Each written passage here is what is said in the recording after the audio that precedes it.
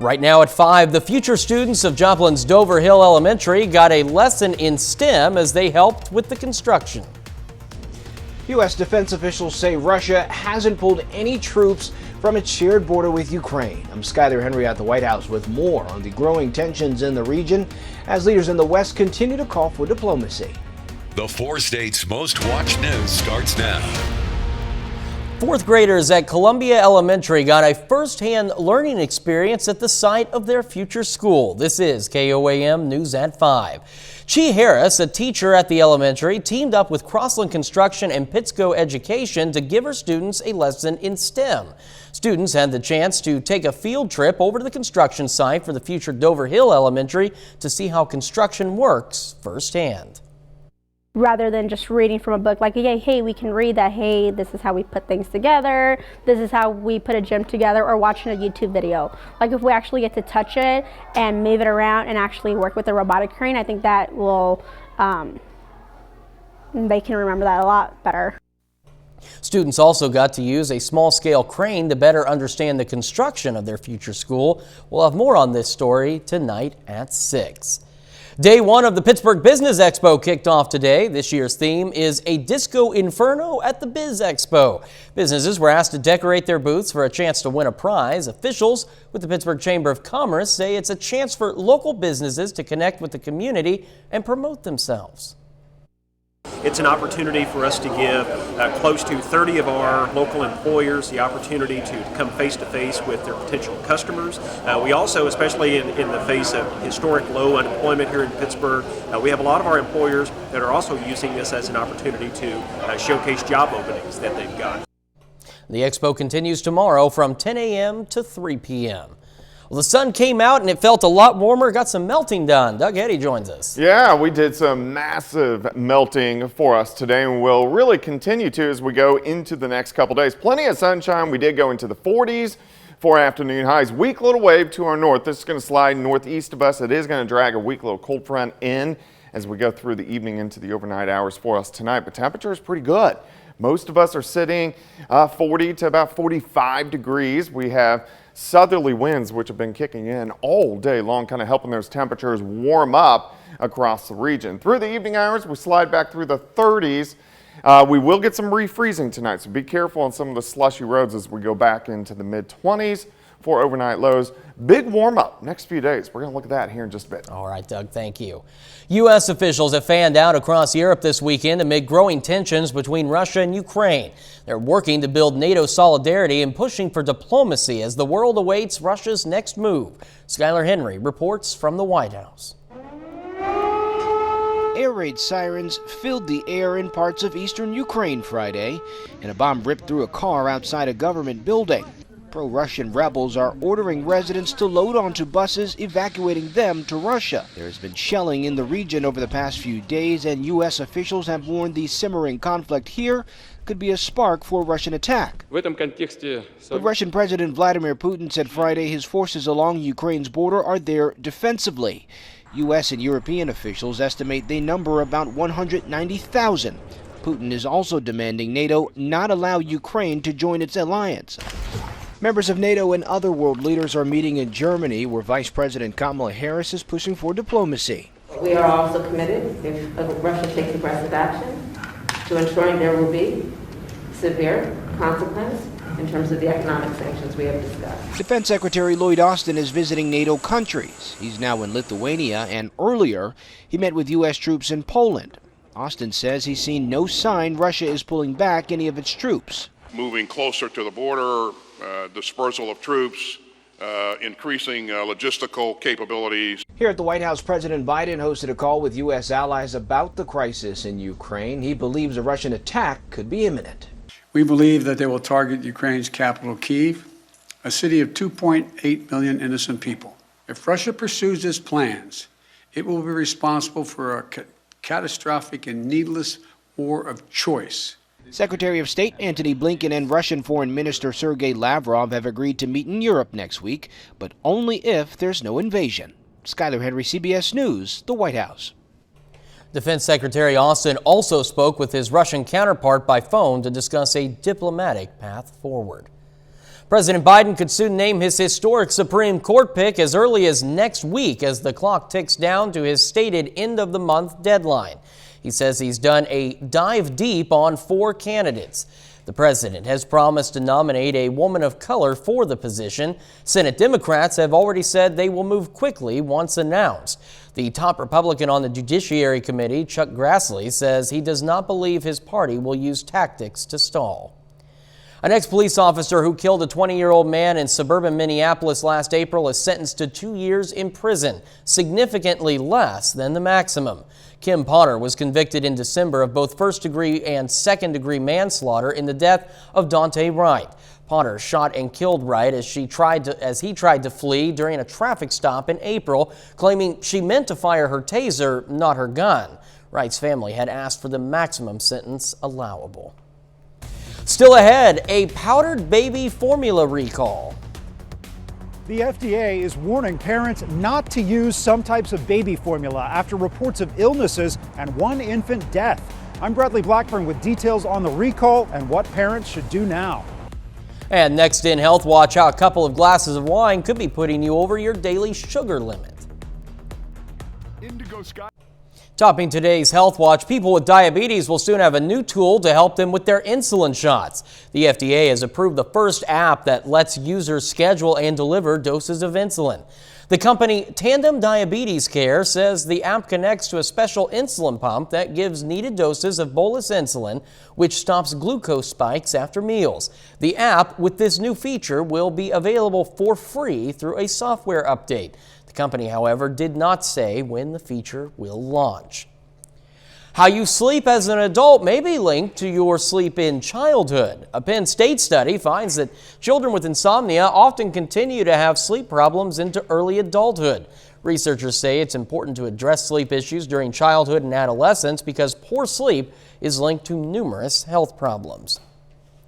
It's National Drink Wine Day, and there's new research out revealing exactly what's in some of the most popular bottles. A British study shows drinking just 2 glasses of certain wines could put people over the recommended daily sugar limit. Reporter Tina Kraus has more from London. Just pop and pour. It's a pandemic pastime most don't think twice about. I think it's quite relaxing, for me at least. Something to look forward to. I guess staying in's the new going out, isn't it? But new research reveals 2 glasses a day could put you over the suggested sugar limit. I think for a lot of people, they think of alcoholic beverages as kind of, not counting or not really thinking about what's in it. Britain's Alcohol Health Alliance found some of the country's most popular wines pack close to 60 grams of sugar per bottle. 1 glass of this sparkling variety has more sugar than a glazed donut, and dietitians say that adds up over time. High sugar intake over the long term is associated with an increased risk of certain diseases like cardiovascular disease and diabetes. Consumer groups are calling for nutrition labels on wine bottles, something not required here in the UK or the US, leaving consumers in the dark when it comes to sugar and calorie content. To be honest, I don't care. Personally, I think, it would be very good to know. Researchers also found 2 6-ounce glasses of some reds have more calories than a hamburger. So I think having transparency around labeling could help people choose a wine or any type of alcoholic beverage that feels most aligned with them. So wine lovers can sit back and sip guilt-free. Tina Kraus, CBS News, London. The study found wines that contain less alcohol, like rosé, fruit, and sparkling varieties, tended to be higher in sugar. Pandemic pregnancies may have a silver lining, according to researchers at the University of Michigan. In a new study of postpartum women who gave birth early in the pandemic, new moms said they valued the unexpected alone time from quarantine with fewer visitors at the hospital and at home. But they also reported high levels of stress and frustration with a lack of support due to pandemic precautions. Doctors often prescribe antibiotics to heart patients before major dental procedures to prevent heart valve infections, but a new study suggests it may not be necessary. Swedish researchers studied thousands of cases and found little difference in outcomes between patients who took antibiotics and those who didn't. That's a look at today's health news. A little later, the Education Department cancels student loan debt because of misleading claims from 2 schools. Plus, we see a pretty big warm-up over the next few days. We're going to look at that coming up. We only have 4 seconds.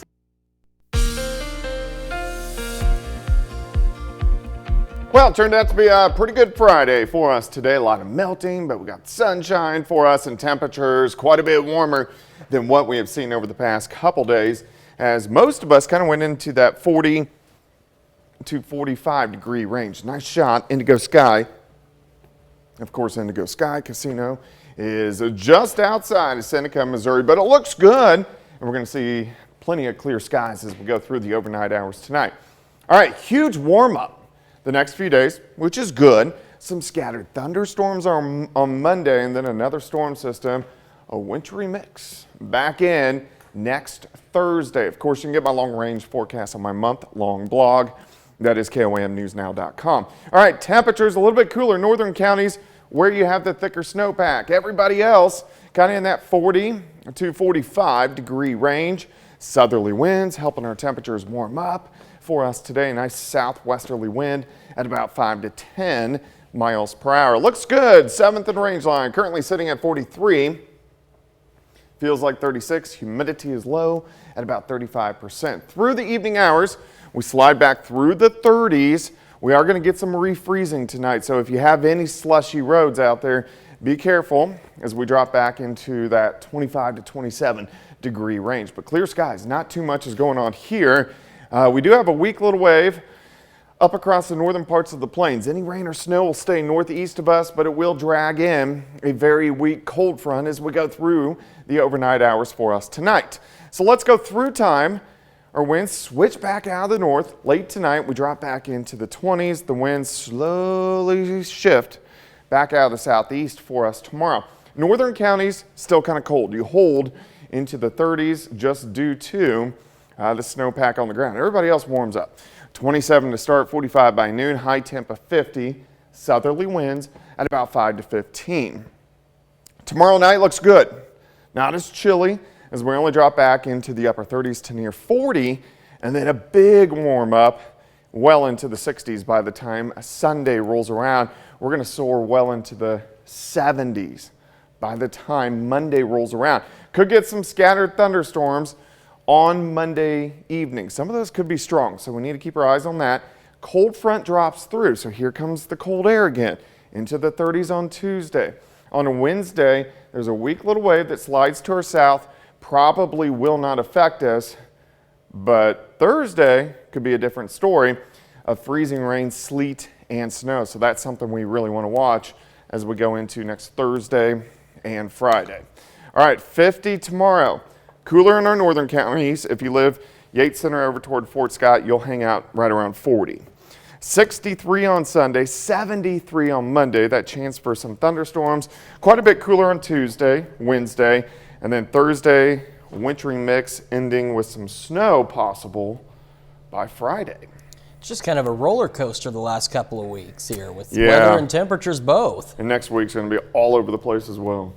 Not looking forward to it, but I mean, we'll make it through. Yeah, we will. Doug, thank you so much.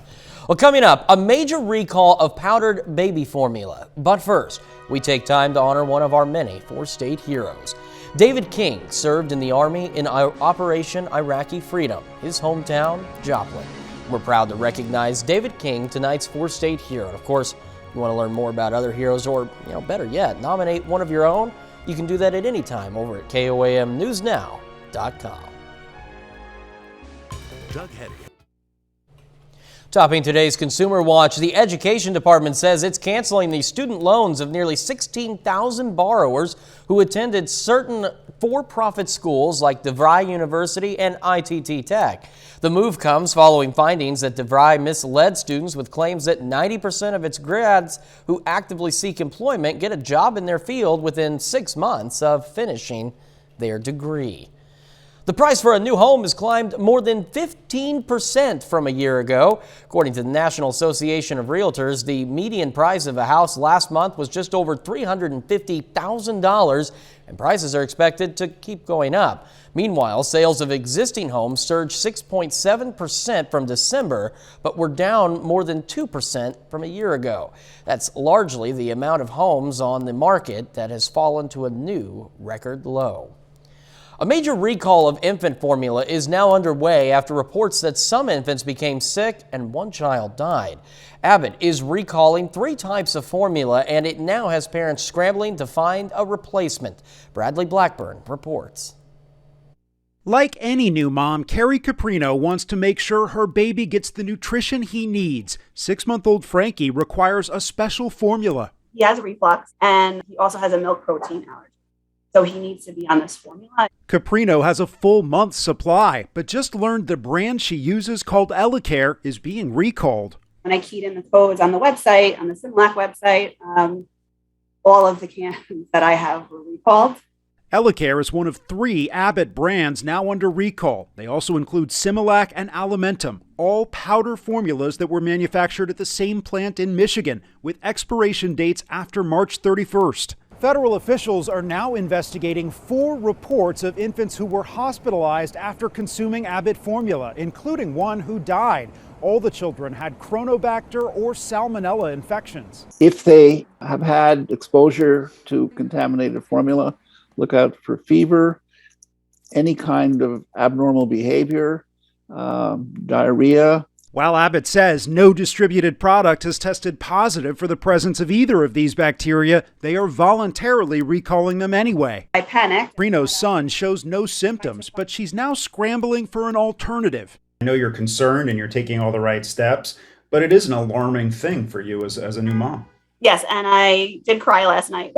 And my husband said, "Why are you crying?" And I said, "Because this is panicking. Like, I have to find this formula. How is he going to eat? What am I going to feed him?" The FDA says parents should stop using recalled formula and call their pediatrician if they're concerned about symptoms. Bradley Blackburn, CBS News, New York. Now, Abbott says it will offer a refund or replacement in some cases. You can go to SimilacRecall.com for information and to check to see if your formula is affected. Sticker shock is accelerating at the dealership. According to new research from Edmunds.com, more than 80% of Americans are paying above sticker price for new vehicles. Compare that to just 2.8% of car buyers last year. The average price for a new vehicle is now more than $45,000. National Highway Traffic Safety Administration is taking a close look at Tesla vehicles and a potential mechanical problem. According to the agency, there have been more than 350 complaints about so-called phantom braking, which is when these vehicles stop without warning while in autopilot mode. The administration says around 416,000 Tesla Model 3s and Model Ys from 2021 and 2022 could be affected. So far, there's been no comment from the automaker. We're going to be right back with a final check of that forecast.